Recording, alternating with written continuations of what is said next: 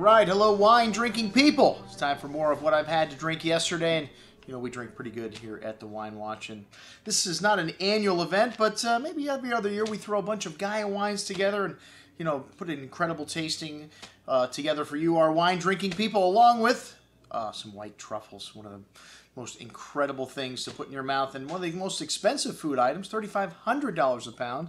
This week, the white truffles from Alba, and here they are, coming from China now too, but the ones from Alba, really unique. And they do have truffles from Oregon. They have black truffles, they have white truffles, different kinds, but the white ones from Alba are really unique and something you should not miss and pair perfectly with the Nebbiolo varietal. So I always like to say, if you want to have a great food and wine pairing experience, look at what foods they eat where they produce this wine. They actually produce white truffles here, so you cannot go wrong. And just a little risotto. We tried a few new things, one of them which, well, maybe didn't work out so great. The deconstructed Bellini, we need a little more Sabayon in there, but hey, next time we pull that one out, it is going to stun. It's going to be a real shocker for people.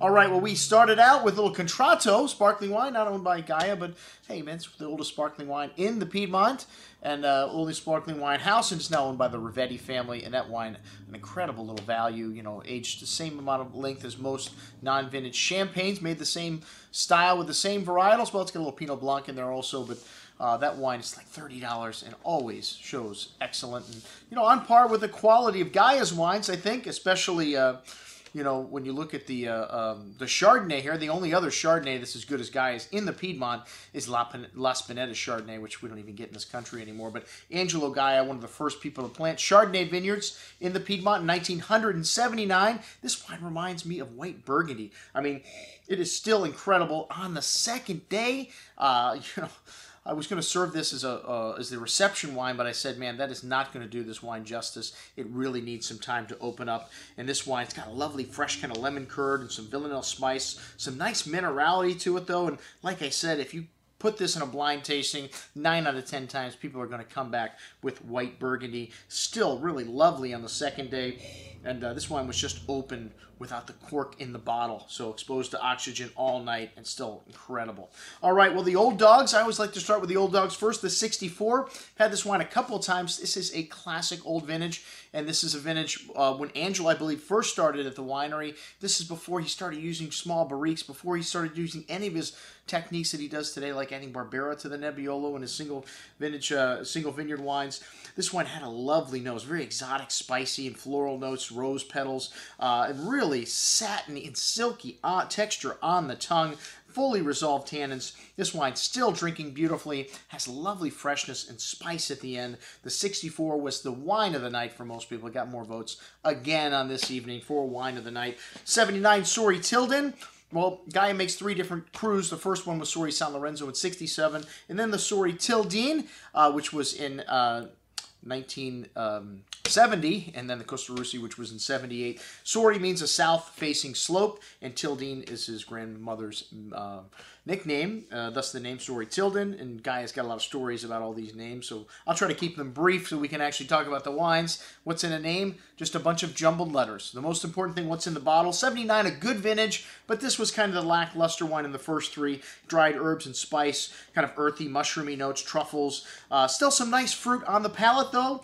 Lovely tangy acidity and spice at the end, but just didn't have the concentration of the 64 or the 82 Sori San Lorenzo, named after the patron saint of Alba. This is an incredible vineyard site, usually the biggest of the 3, and this was wine still drinking beautifully. It was out of a Magnum. That does give it a little bit of help, and lovely silky texture on the tongue, but still has some tannins to resolve at the end. The 82 vintage, a legendary vintage. This wine still showing some youth, as I mentioned before, still some tannins to resolve on the finish. And that got, I think 1 vote for wine of the night, but my second place wine was the 82 out of Magnum. The 89 Barbaresco out of little bottles. Well, the little bottles always age a little quicker, and you have that space between the top of the cork and the wine. It's called the ullage, and that space is basically the same as it is in a 750 as it is in a Magnum. So you have much more wine in the Magnum, so you have much less oxidation taking place. It's one of the reasons why they say the small bottles don't age as well, and some producers put their lesser wine on the small bottles and their best wine in the big bottles, some people say, but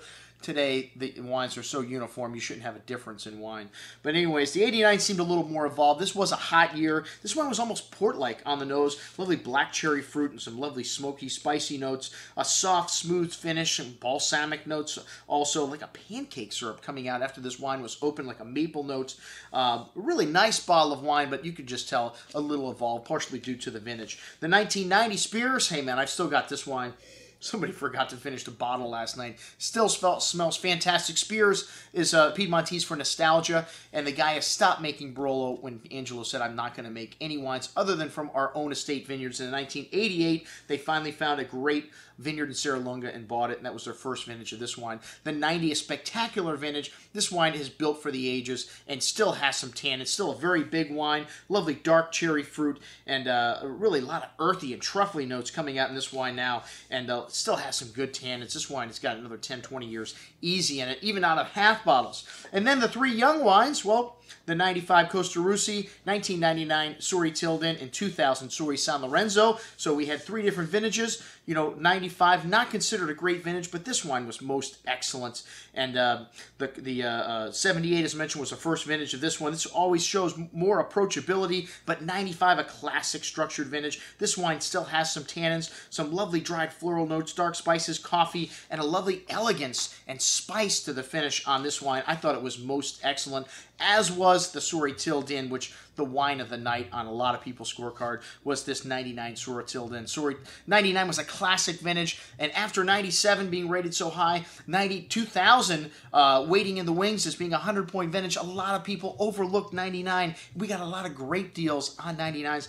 I think we sold this Sori Tilden at one time at like $239 a bottle, but we still have a great price on it, $379 or whatever it is. It's cheaper than the current release. This wine still has got a decade or so to go, and it has this lovely potpourri of dried rose petal, earthy, truffly notes, and still quite tannic on the finish. Some lovely tar and black spice notes all the way to the end. This wine, like I said, built for the ages. The 2000 vintage, the 100-point vintage, well, you know, this is a very nice wine, very evolved though. The 2000 wines, really, don't say drink them up, but I would say definitely drink them before your 99s. This one had a lovely, silky, soft tannin structure to it, even though you could notice it was still young. Like I said, for all three of these wines, it had the least amount of tannins to it. The 95, I think, is, you know, from the age far longer than these 2000s, but still lovely spice, some herbal notes, some mint coming out in this, and really showing some evolution, really drinking very nicely. But for my money, the 99, the 82, and the 64 were the money wines on the table,